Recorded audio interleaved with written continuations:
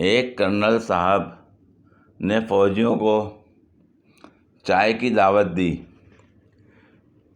Colonel साहब ने चाय, समोसे और बिस्किट सामने रखकर कहा,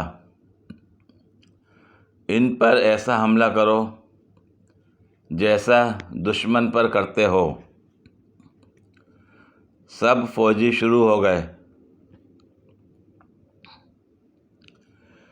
एक फौजी ने समोसे और बिस्किट जेब में डालना शुरू कर दिए।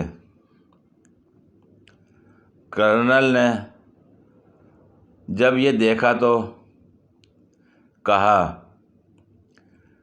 ये क्या कर रहे हो? इस पर फौजी ने जवाब दिया, सर, दुश्मनों को जिंदा गिरफ्तार कर रहा हूं। ये बड़ी अच्छी बात कही आप। ये चुप है।